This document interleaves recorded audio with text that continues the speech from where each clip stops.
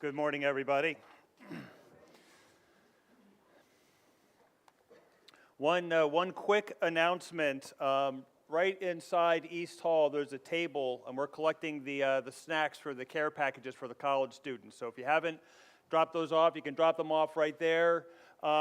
But at a minimum, if you could, there's a little note, there's little sheets of paper with the students' names. If you could just write a note of encouragement on those for them, so not only are they going to get food and sugar, basically, is what we're sending them, right? That they would get a note of encouragement as well, that they're thought of and they're being prayed for as they finish up their last semester of this year, whatever year that might be for them. So this morning we are going to be in Judges chapter 8. And I've got to be honest with you, this is a very, this is a tough chapter to preach through. And so it's a troubling chapter to read about Gideon and decisions that he made. And the title of the sermon is The Legacy of Gideon. And I put it there because I hope that creates a little bit of tension, because we know that we're going to hear about Gideon after the defeat of the Midianites, after the 300 men. God defeated the Midianites using those 300 men, I should say, and just decisions that he made. And he did leave a legacy, right? But he also, right, we know that he's in Hebrews chapter 11. He's in the Hall of Faith in Hebrews chapter 11. So there's some tension here. And so we need to wrestle with and deal with some of that tension.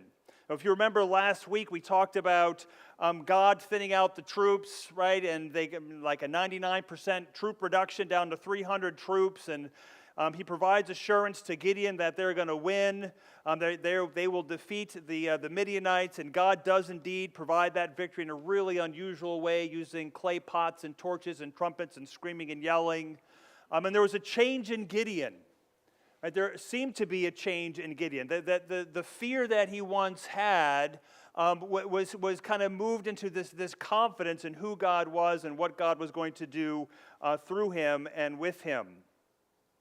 But we see this morning that there's going to be a very troubling shift in Gideon. And so we are going to unpack that this morning.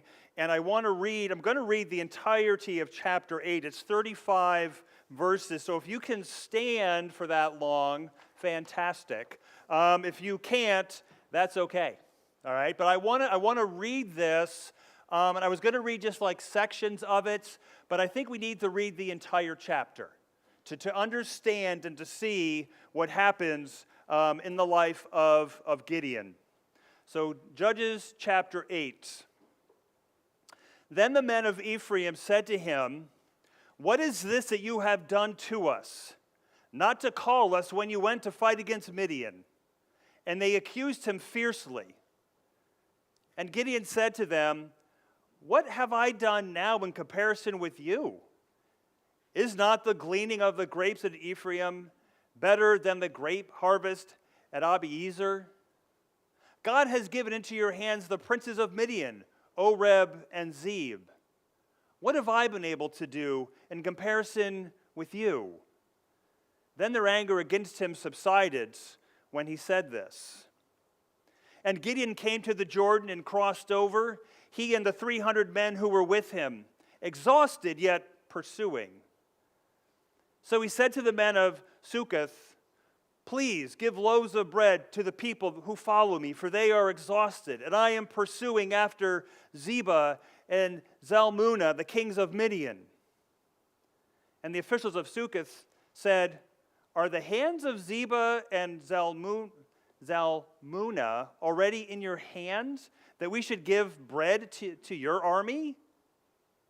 And so Gideon said, "Well then, when the Lord has given Zebah and Zalmunna into my hand, I will flail your flesh with the thorns of the wilderness and with briars." And from there he went up to Penuel and spoke to them in the same way. And the men of Penuel answered him as the men of Succoth had answered. And he said to the men of Penuel, "When I come again in peace, I will break down this tower." Now Zebah and Zalmunna were in Karkor, with their army, about 15,000 men, all who were left of the army of the people of the east, for there had fallen 120,000 who drew the swords. Now Gideon went up by the way of the tent dwellers to Nobah and Yobahah, and attacked the army, for the army felt secure. And Zebah and Zalmunna fled, and he pursued them and captured the two kings of Midian, Zebah and Zalmunna, and threw all the army into a panic. Then Gideon the son of Joash returned from the battle by the ascent of Heres. And he captured a young man of Succoth and questioned him. And he wrote down for him the officials and elders of Succoth, 77 men.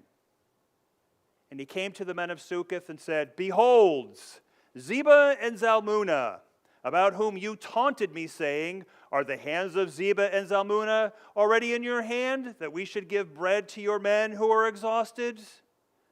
And he took the elders of the city, and he took thorns of the wilderness and briars, and with them taught the men of Succoth a lesson.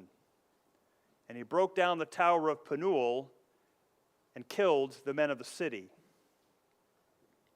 Then he said to Zebah and Zalmunna, Where are the men whom you killed in Tabor? And they answered, As you are, so were they.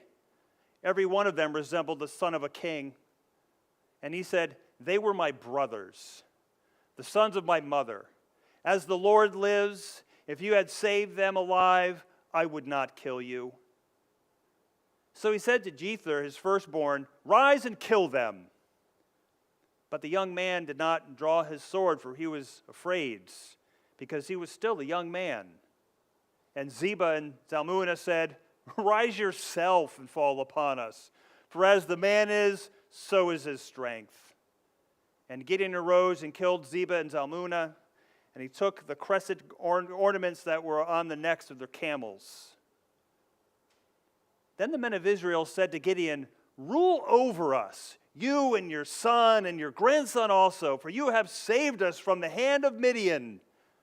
And Gideon said to them, I will not rule over you, and my son will not rule over you. The Lord will rule over you. And Gideon said to them, Let me make a request of you. Every one of you give me the earrings from his spoil. For they had gold earrings because they were Ishmaelites. And they answered, We will willingly give them. And they spread a cloak, and every man threw in it the earrings of his spoil.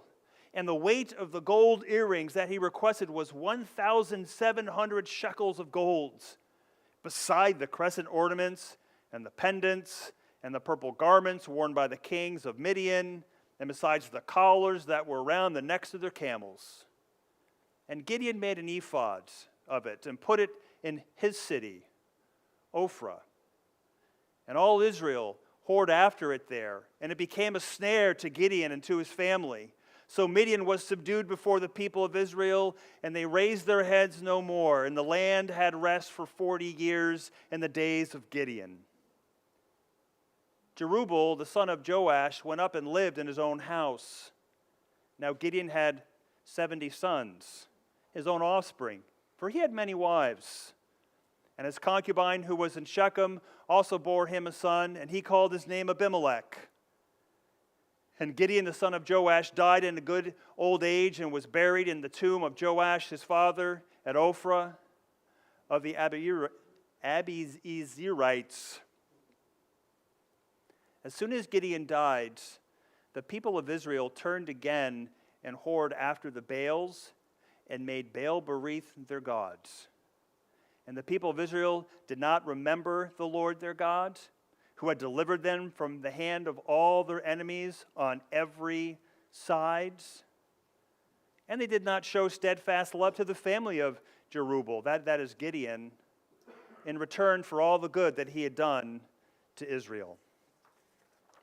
Let's pray. Lord, I just thank you for this morning. Lord, I thank you for the opportunity that you have given us to gather here and to worship. Lord, I thank you for the gift of your words. Lord, it is indeed just a blessing to us and evidence of your grace that you have shown us and continue to show us. Lord, and even as we read passages like Judges chapter 8, Lord, we know that they are here for our instruction. We know that you have given it to us to grow us. Lord, that we would see your goodness and your grace and your mercy. Lord, but we would have a window as well into our own hearts, Lord, and into our own ways. And so, Lord, I pray that you would help us now this morning to hear from you. Lord, that we would not just be hearers, but we would be doers. Lord, that we would understand that your word is a gift and it cuts and it hurts sometimes, but it is an act of love that disciplines us and grows us more and more into the image of your Son, Jesus. So Lord, I pray for ears to hear and pray this all in your name. Amen. So typically, when I was in seminary, what we learned is when you go through a narrative like this, when you go through these stories, especially in the Old Testament, there are three things that you should be paying attention to. Three ideas, three themes. One is God, the second is man, and the third is God's redemptive plan. So as we look through Gideon, the story of Gideon, where do you see God? What's this story tell us about God? What does this narrative tell us about man? And what does this story tell us about God's redemptive plan? And as I was reading Judges chapter 8, you may have noticed that God is really not there. Right? And I'll unpack that a little as we go. It really is a story about Gideon. Right? And so here's even just a shift, because you remember in Judges 7, it was God who brought the victory. It was God who routed the army. God was very, very prominent, but yet in Judges 8 now there seems to be a shift. And so we're going to talk a lot about Gideon. What we're going to learn from Gideon is a lot about man and man's hearts. And Gideon had interactions with various people, and we're going to kind of look at this chapter in relationship to that and how he engaged with people. And there's a legacy that Gideon leaves that appears to be in tension with Hebrews chapter 11. And so we see right out of the gate in Judges chapter 8, in those first three verses, the men of Ephraim approach Gideon. So right out of the gate, there's this victory that's won, and then these men of Ephraim are just a tad upset with Gideon. And they approach him, and it said that they accused him fiercely, that they used very sharp words, they used very harsh words. And it wasn't that Ephraim felt slighted here. What's in view here is they actually thought that the actions of Gideon and what Gideon did and how Gideon used them was really directed at them and was a judgment on them. Now, Ephraim was not one of the tribes listed back in Judges chapter 7, verse 23, when Gideon rallied the troops after God had put the Midianites into a panic.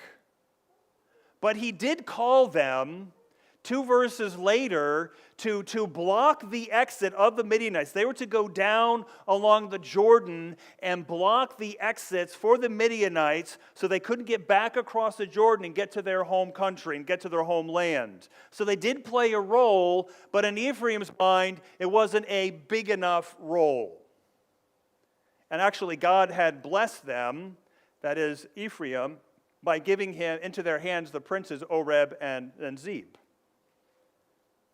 And so Ephraim is upset. Ephraim feels like they've been judged and that they weren't trustworthy or whatever would be going on in their minds because Gideon didn't call them with the first group. And Ephraim was one of the strongest tribes, by the way. Right? They had great military might, so why in the world, Gideon, would you not call us? Now, Gideon is from Manasseh, one of the weaker tribes in the nation of Israel. And so in this confrontation, Gideon chooses diplomacy as opposed to confrontation.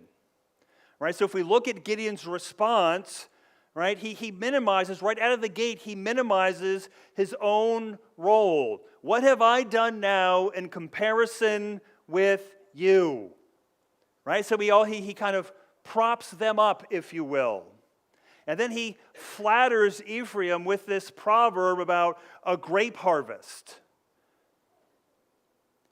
Is not the gleanings of grapes in Ephraim better than the grape harvest at Abiezer. That's Gideon's clan, remember, Abiezer. So the harvest that we bring in, that Abiezer brings in, is pales in comparison to the gleanings of Ephraim.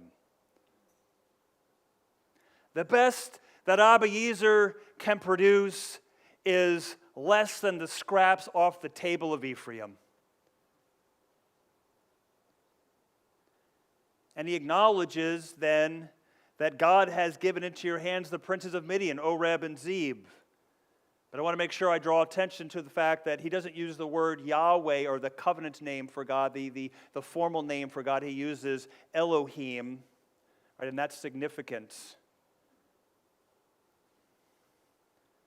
But he says that God showed favor by giving those princes over to them. And then again, he minimizes his personal role. Again, what have I been able to do in comparison with you?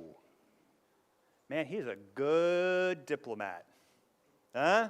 He's good. Right? But he doesn't say anything, right, about his call. About how God raised him up. Yahweh raised him up. He doesn't say anything about how God clothed him with the Holy Spirit, that God empowered him to do this work. He says nothing about how God gave the Midianite people over into their hands. 300, a 450 to 1 ratio, that God had done this work. There's nothing about God in here. He doesn't use Yahweh, he uses Elohim. So it's not theological. Right? It's not God glorifying, it's not God honoring. In fact, I would say that it's political rhetoric. Right? It's politics. Hey man, you're better than we are, you're better than me. Right? And he's playing this game, if you will, with the people of Ephraim. He's playing politics. But it worked, because we read that the anger that Ephraim had against Gideon subsided when he had said this. And then the story continues, and we're introduced to these two kings, Zeba and Zalmunna. And you'll notice how often when I read that the names Zeba and Zalmunna were repeated.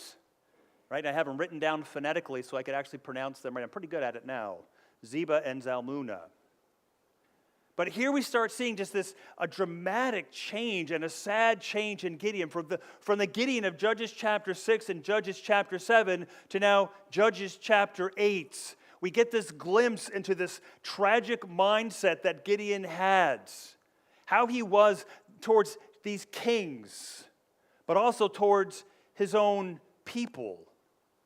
And actually, the way it's written, and this will be verses 4 through 21, by the way, it's written that there's a bounce that takes place, because we read about Zeba and Zalmunna, and then we read about Sukkoth and Peniel. Actually, it goes the other way. We read about Sukkoth and Peniel, then Zeba and Zalmunna, then Sukkoth and Peniel. It bounces. So you can see the dynamic here that's taking place. And so in verses 4 through 9, right, Gideon is now pursuing these two kings. They're exhausted, yet pursuing. Gideon and these 300 men, and Gideon arrives in Sukkoth. And he asks them for provisions, right, which isn't a crazy request, right? They've had a long day, and yet they're exhausted, but they're continuing on.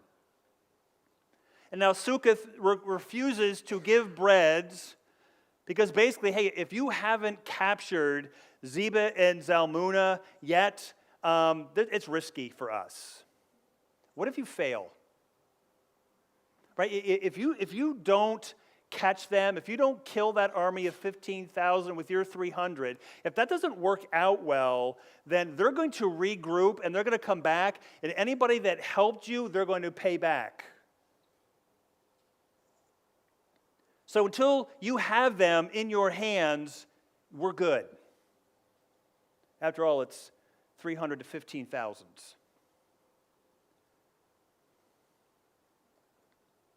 And Gideon is taken aback by this, and he says, well then, right?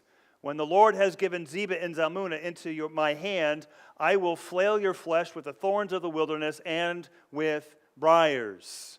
All right, so he's very taken aback, and he actually does use, right, the word for the Lord there is Yahweh. It's the covenant name, but it's used in a very flippant, insincere way. That's actually used in a way to justify what he's going to say next, which is, I'm going to come back and I'm going to flail you.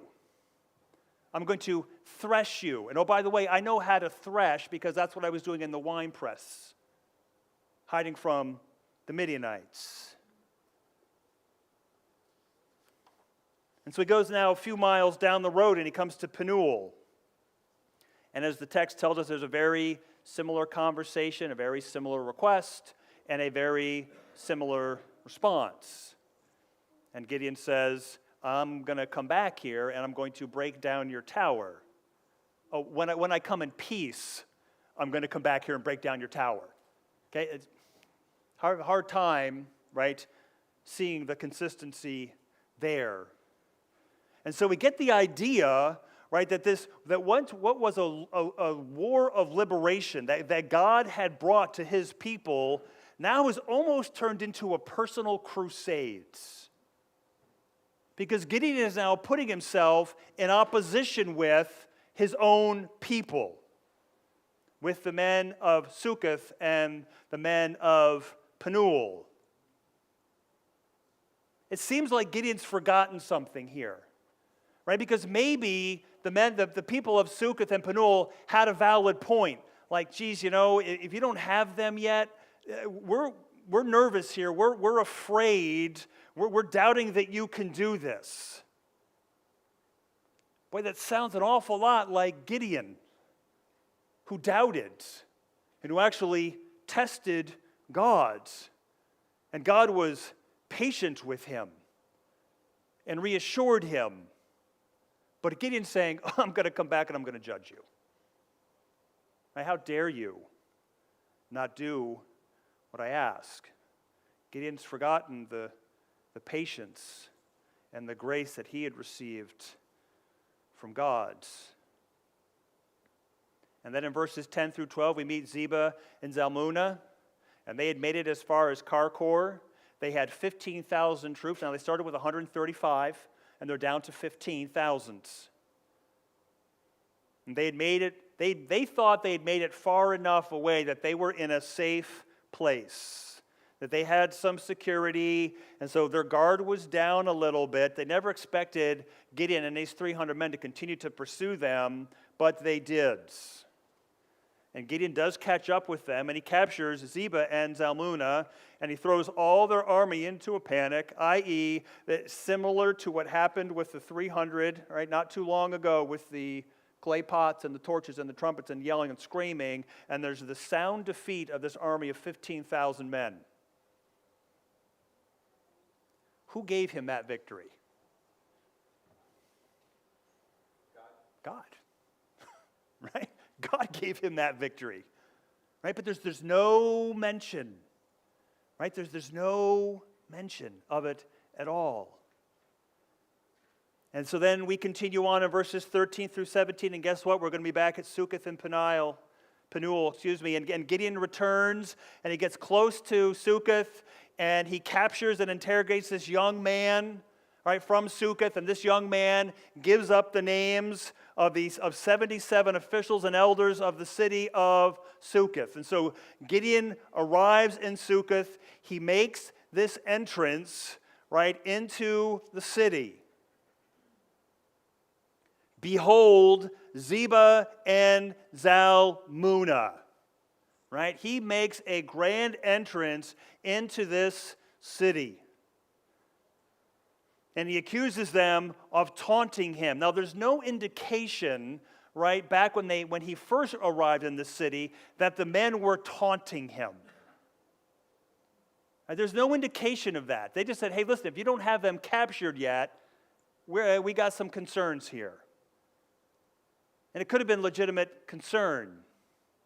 But now Gideon, right, so he's posturing here, right? He's justifying, right? And he takes these leaders of the city and he threshes them using a switch of thorns and briars. But notice that there's a change here.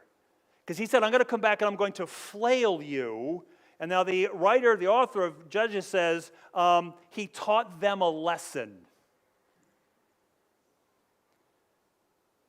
Right, so here's the reason why Gideon did this. So I'm doing this to teach you a lesson. Never refuse to help me. In fact, you're going to serve as an example for other people that you should have. You should not refuse me. Right? Why would you do that? There's a pride and there's an arrogance because He didn't defeat the 15,000s. God defeated the 15,000s. So there's this pride and arrogance that Gideon has. And then we read this very kind of chilling one-verse summary of what he did in Penuel in verse 17. And he broke down the tower of Penuel and killed the men of the city. They suffered worse than Succoth did. He taught them a lesson. He threshed the elders and the officials of Succoth, but he killed the men of Penuel. He knocked down this fortification, this tower that would have been a way for them to get up and to look and see if people and armies were coming. It was a source of protection for them. And he killed the men. And so he weakens the city of Penuel. And what this does is this kind of marks the beginning of a civil war we're going to see come to fruition at the end of Judges and the book of Judges. But there's a breakdown in relationships amongst the tribes, and we saw this begin to show up with Barak when those tribes didn't respond to the call. But man, it's getting really personal. It's getting actually violent here.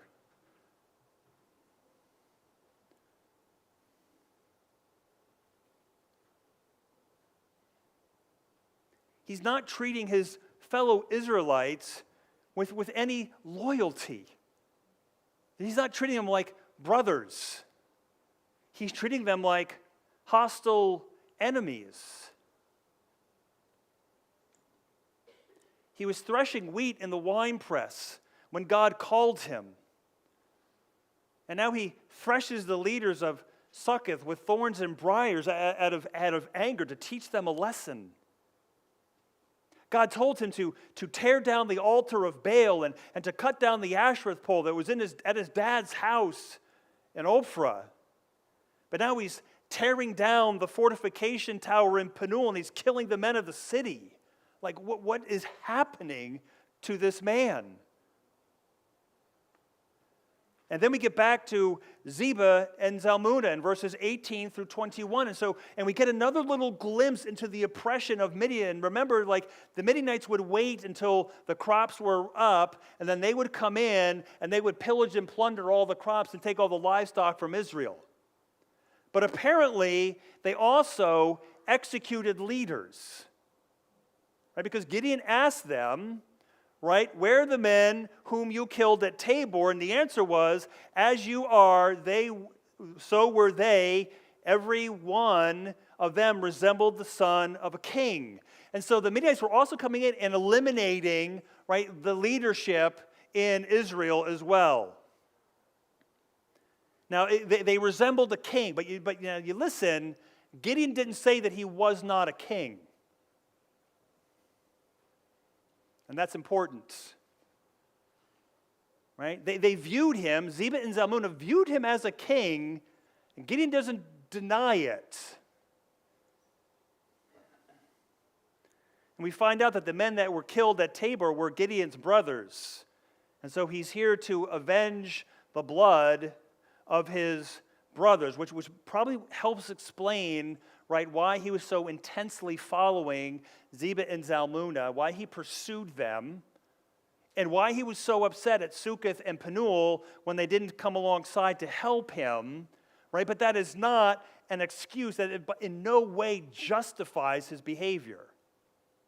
But we get a glimpse into perhaps the motivation of Gideon. It's not for the glory of God. It's not for the safety of Israel, it sounds like blood vengeance. It sounds like revenge.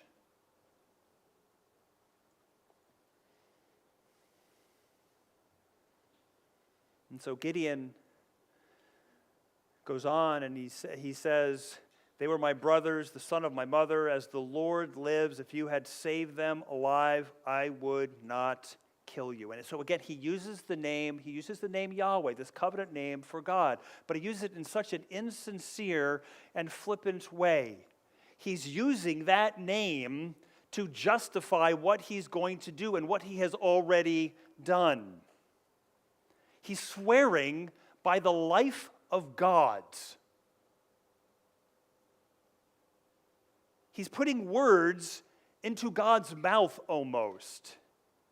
If you had not killed my brothers, I would not kill you. Well, hold up. Didn't God say when you take these nations, you eliminate everybody, lest they be a snare for you? Gideon is playing God, if you will, in rendering judgments against these two men, all which just serves as this self-justification for what he's going to do and for what will happen next, right? And there's these series of taunts that take place in this exchange. Like he gives this indication that, hey, if you hadn't killed my brothers, I'm not going to kill you.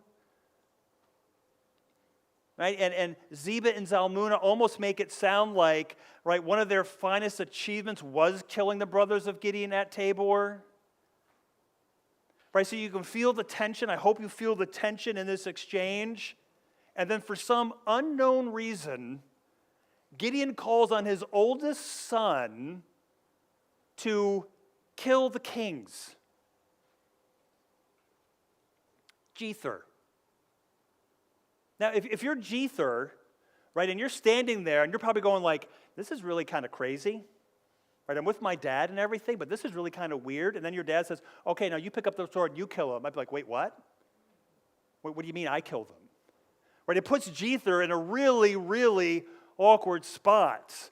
Like, why is my dad asking me this? Is he trying to like delegate power to me? Right? Is this like some kind of honor thing? I don't know. Remember, and Jether's young. Okay, but maybe it's this final humiliation to Zebah and Zalmunna that they're going to be killed by someone below their rank, and not just below their rank, the son of Gideon. And so maybe it's a way just to mock them even more. But regardless, right, Jether, right, he refuses to do it out of what? Fear. So the apple doesn't fall far from the tree, right? Fear. And now Zebah and Zalmunna mock Jether, and they mock Gideon, right? A son was the father's strength. Your son can't even kill us. How weak is your son? So they're mocking his son. They're mocking Gideon for delegating, and they basically incite Gideon to rise up and to kill them in order to prove that Gideon actually is a man.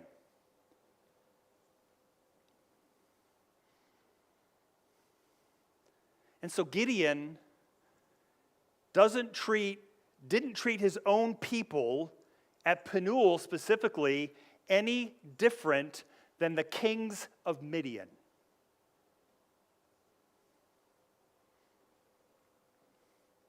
This is troubling, right? And I wrestled with this week, like, okay, well, all right, what do we do here? Right, but there's something here that I think that we can recognize, right, and that there's a real danger with success. Right, if you look at the story of Gideon, if you look at the life of Gideon, it's pretty safe to say up until chapter 8, right, there's this pretty remarkable way that God used him and the success that Gideon experienced because of the grace and the mercy and love of God towards him and towards his people. But you can become really addicted to and really dependent upon success to the point where you forget God's grace. where you forget the power of God and the mercy of God in your life, and you lose sight of that, and you become very, very self-focused. Because for some way we believe, like Gideon, that we've earned this.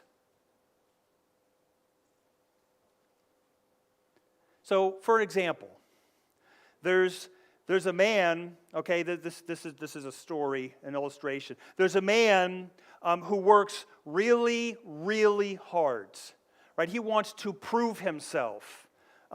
He wants to have financial success. And man, this guy is committed, and he works, and he works, and he works.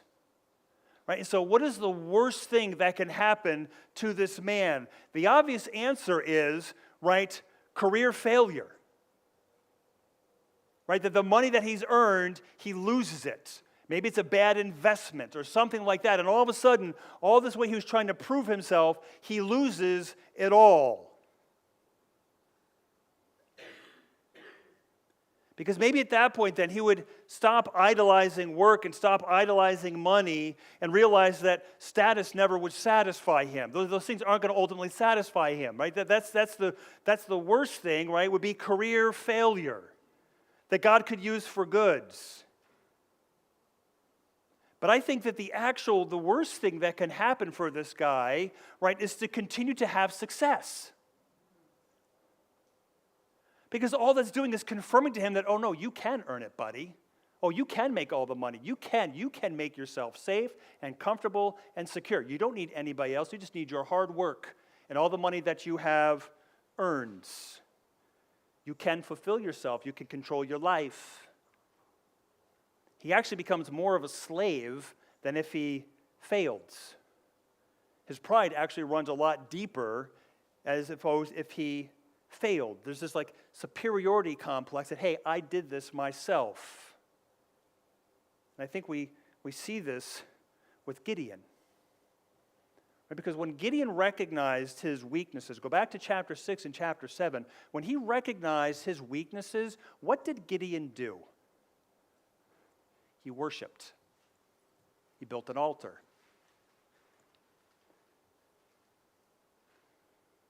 But he loses sight of the weaknesses. And now it's about success and honor. And he's going to trample anyone and everyone who gets in his way, even his own people. There's a lesson that we learn with the dangers of success and making sure that we keep our focus correctly on the one who gave that to us. It wasn't us. It's the grace and mercy of God who gives that to us. And we think about our salvation, right? And how it's God's grace that we are saved, not through works, so that no man may boast. It's God's work in our lives. That's why it's nothing that we've done. It's what God has done for us. It's the beauty of the gospel. Right? That we remember, we have to remember this, that when we are saved, we are saved by grace when we fail. Right? When we sin, and when we come to recognize that sin, and we're convicted of that sin, we remember that I am saved by the grace of God. Christ has paid for that sin. But we have to remember that we are saved by grace when we succeed, when things are going well, that it's still God's grace that we are saved. We have to remember both. And so we see with Gideon this forgetfulness. Right? And then it continues to manifest itself. So in verses 22 to 27, we see this interaction now with Israel. Right? And so the men of Israel said to Gideon, "Rule over us, you and your son and your grandson also, for you have saved us from the hand of Midian." Judges chapter 7, verse 2. The Lord said to Gideon, "The people with you are too many for me to give the Midianites into their hands, lest Israel boast over me, saying, 'My hand has saved me.'" tell me that God does not know his people. Tell me that he does not know the hearts of his people. Gideon, you're the one who saved us. Look at all that you have done for us. They're not recognizing the hand of God, the sovereignty of God, the providence of God at all. Gideon, you are our hero. You have accomplished this salvation for us. To credit Gideon with this victory without any recognition of the work of God is one step away from claiming victory for themselves, is it not? We've accomplished this. Now Gideon appears really humble, right? I will not rule over you, and my son will not rule over you. The Lord will rule over you. He doesn't correct them. Right? And you might be saying, well, you're awful hard on this guy, Gideon. Because I think he serves as a really stark warning for us. Right? He doesn't correct him and say, no, I did not give you anything. God did that. You kidding me? 450 to 1 odds. God did that. All we did was hold up a torch, blow a trumpet, and yell. God gave the victory. Oh, the 15,000 to 300? Who do you think gave us that? God gave the victory. No, he just says, oh, I'm not going to rule over you. God's going to rule over you. Right? And so what we see now moving forward is this, so he says, I'm not going to be your king, but man, he acts an awful lot like their king. Right? So you can say one thing, but what do? Right? Your actions sometimes speak louder than words. Right? So Gideon can say that, oh no, God's going to rule over you, but the pride and the self-righteousness of Gideon is like, yeah, but man, I did some pretty sweet things, you know? And I did save you, like, in a way, and you're coming to me for answers and for guidance? You okay? Right? You see the danger? Gideon needs to be needed to the point where he's not going to even acknowledge the work that God has done. He's not going to correct his people. Right? And so since Gideon, right, has been pursuing Zebah and Zalmunna, he's been acting like a king, a pagan king, but he's been acting like a king. He's treated his countrymen, he's treated his fellow Israelites very ruthlessly. He's killed them. His actions are driven by personal agenda, that's very Maine of me, personal agenda, rather than theology, rather than the sovereignty of God and the power of God. He reacted to the deaths of his brothers as if they were royal assassinations. There's no king. They weren't kings. Gideon's not a king, but he acted like there's like this assassination that had taken place. And so now there's blood vengeance that's required of Zebah and Zalmunna. And then he makes ridiculous demands of his people. All right? The Lord will rule over you, he says in verse 23. Then in verse 24 he says, but you want to know what? Let me make a request. Every one of you, give me the earrings from his spoil. For they had golden earrings because they were Ishmaelites. That the Midianites were Ishmaelites. We don't have time to unpack that. Okay? And they answered him, we will willingly give them. And they spread out a cloak, and every man threw in it the earrings of his spoil. And the weight of the golden earrings that was requested was 1,700 shekels of gold. And so I'm not going to be your, God's going to rule over you. I know I've been acting like a king, but like God's going to rule over you. But hey, you want to know what? Why don't you give me tribute? Give me the gold earrings. I mean, they're just little gold earrings. Right? So give me the gold earrings. So it's tribute. It's them submitting themselves to the wishes of Gideon, almost like he was a king. And by the way, that's like 43 pounds of gold. So that's a pretty significant tribute, pretty significant gift. And don't miss the fact that Gideon kept the king's symbols, right? The Zebah and Zalmunna, right? The crescent amulets worn by the camels, the pendants, the purple robes worn by the Midianite kings, and the neckbands worn by the camels. So he's collecting this tribute, if you will, this gift from his fellow countrymen, and he's keeping all the things that the kings wore, the Midianite kings wore. God's going to rule over you, but I'm going to make myself look like, and I'm going to act like a king. So his actions speak louder than his words. So his words do then ring hollow and do ring insincere. And so what Gideon does, right, we read is that Gideon takes all this gold and he makes an ephod. Now an ephod was a garment that was worn by the high priest when he was serving in the tabernacle. Right, on the front there were two stones which were a way for them to discern the will of God. It's almost like throwing dice. So each side of the stone would have a certain symbol. And so if you got two matching symbols, it would mean maybe probably yes.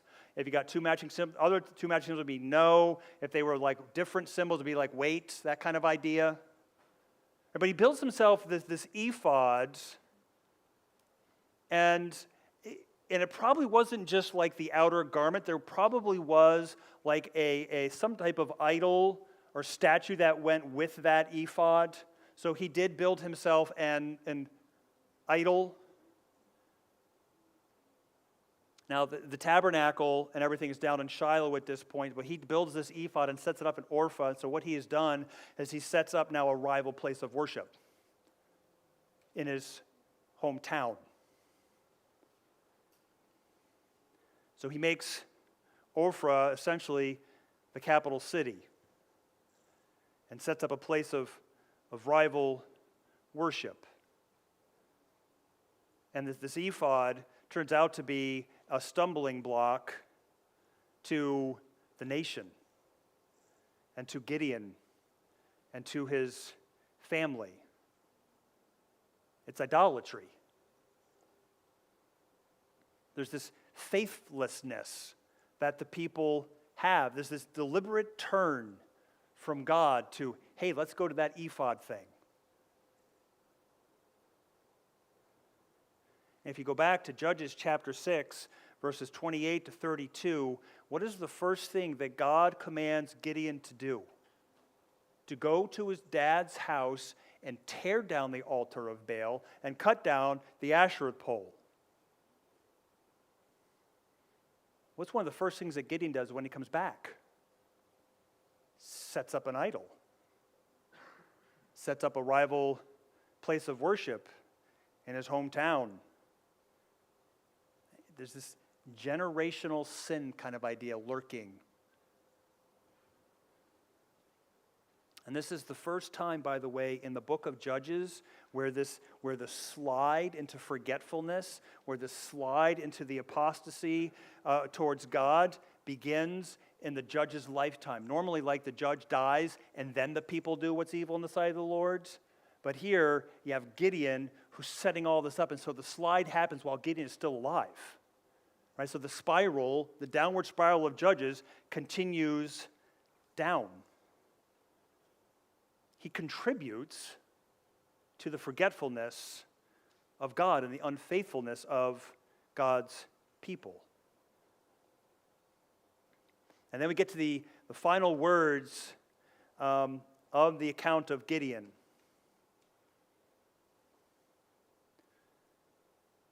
And by the way, they had rest, right? Midian was subdued by God's grace. Midian was subdued. They lifted their heads no more. They were humbled. And the land did have rest for 40 years. But this is the last mention of rest in the book of Judges. The land no longer can recover rest. This God-given gift to Israel of rest, they're forfeiting because of their idolatry. So then in verse 29, we read about Jerubbaal, the son of Joash, went and lived in his own house. Do you notice the name change? Because usually up to this point it's been Gideon, son of Joash, or it's been Jerubbaal, that is Gideon. And so now the author of the book of Judges combines Jerubbaal and the son of Joash. Right? I think, you may think like, okay, well, I think there's a point there. I think it's subtle, but I think it's pointing to the conflict. I think it's pointing to just the mixed signals that Gideon is putting out. He says one thing, but he does another. He started this way. He seems to be ending this way.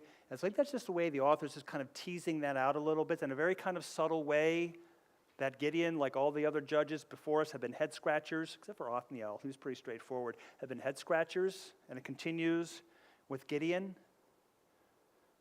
Right, because he continues to act like a king. He has many wives, many children. He has a concubine. Right, and the concubine was the property of the master, but they were more elevated than a servant was. So the children of a concubine could be equal heirs with actually the children of the king, even though she's a concubine. So there's some idea of royal privilege that is in there, but he's acting like a king. Like kings had concubines most of the time. So he's acting like a king. He says, "My Lord's going to rule over you," but he's acting like he's a king. And so his concubine gives birth to a son, and he called his name Abimelech. And do you know what Abimelech means? Abimelech means, "My father is king." Right? And so you see, that's why I said this is so hard to preach and so hard to think through. Right? Because it's an ironic name, but it speaks volumes to the heart and to the motivation of Gideon. My father is king, and we're going to meet this character Abimelech in the next week too. We'll unpack him a little bit. And as soon as Gideon dies, the people of Israel turned again and whored after the Baals and made Baal-berith their gods. Baal-berith means Baal of the covenant. And so instead of being Yahweh, God of the covenant, it's now Baal of the covenant. You see the slide that has taken place. And the people neglect Gideon, his family. They failed to show steadfast love to the family of Jerubbaal, that is Gideon, in return for all the good that he had done to Israel. Right? And the book closes, right? It closes on Gideon. And so we go back to, remember, we go back to Legacy, and we go back to Hebrews chapter 11, by faith, Gideon. What more shall we say about Gideon, who conquered armies? Right? There's a tension that's here that we can't, and I think we have to wrestle with this tension. Because Gideon had faith. Right? But man, he was also just sketchy too. Right? He was so self-focused and so self-motivated, and I believe that should give us, dare I say, hope. Right? Because we're probably more like Gideon than we want to admit. Right? There was inconsistency in Gideon's life with the words that he spoke and the way that he lived. He had a lot of good ideas and he had a lot of good things up here, but it didn't always make it down to his heart and fuel his motivation and fuel his desires and why he did what he did. He failed to live out what he knew to be true. And he would get kind of flippant and insincere in order to push his own agenda and get his own way.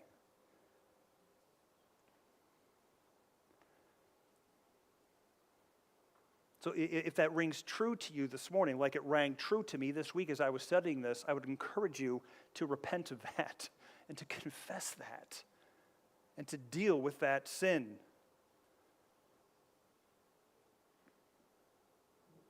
But we have to look to Jesus, right? We have to see, okay, how do we connect this to Jesus? Right? How do we do this?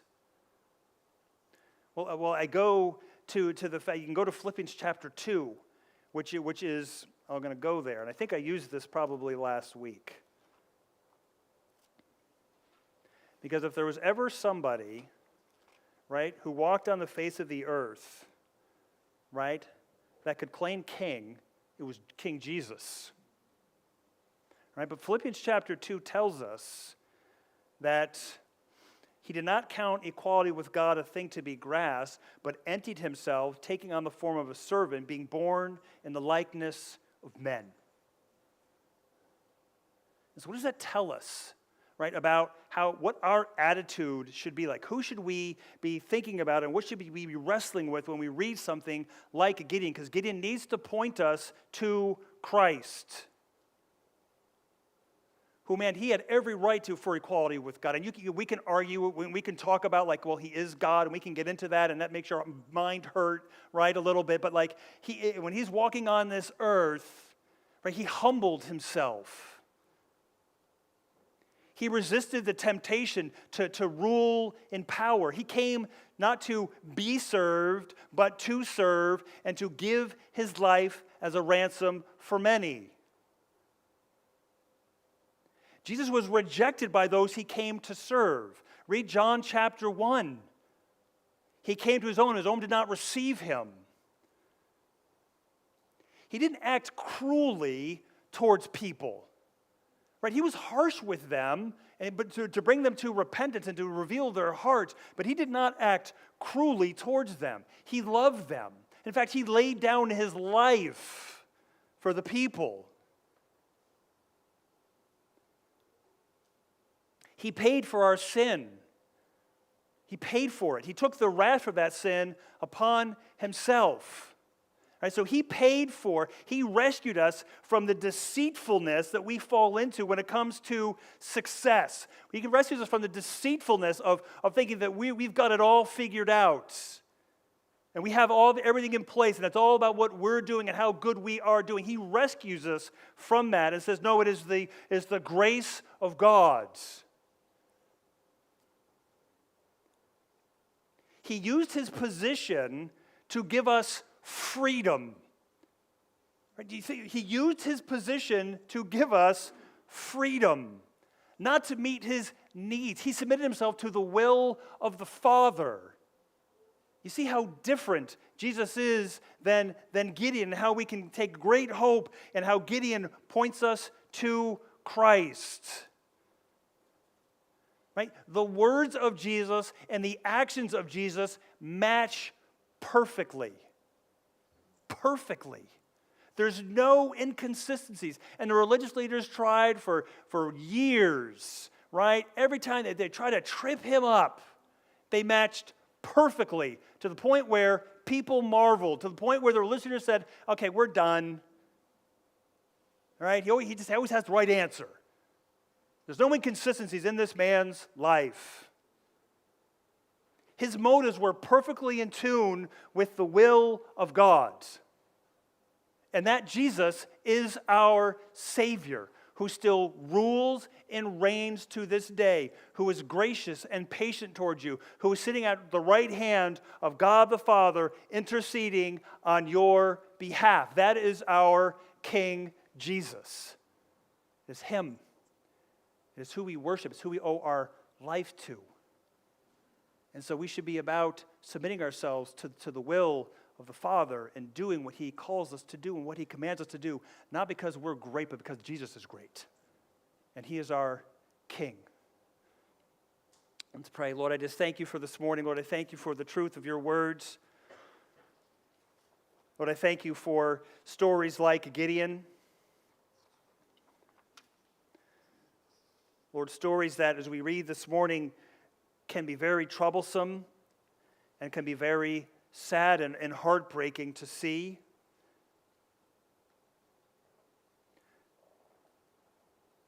But your word teaches us.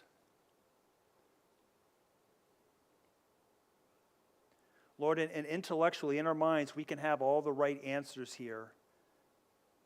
But if it doesn't change our hearts, if it doesn't change the way that we live, then we're missing the point. So Lord, I pray that we would take the story of Gideon, especially chapter 8, and see it as a loving and gracious warning from you to your children. That we need to be on guard. We need to watch our hearts. We need to know our hearts. We need to deal with the sin that lies deep within our hearts. And we know that we can only do that through the power of your Spirit. Lord, so you call us to great things, but you equip us in order to accomplish those great things. Lord, may we never lose sight of your grace. May we never lose sight of your mercy. May we never lose sight of your goodness and the beauty and the power of the gospel and our King Jesus. And I pray this all in your name. Amen. We're going to take, in a few moments, we're going to take time to celebrate.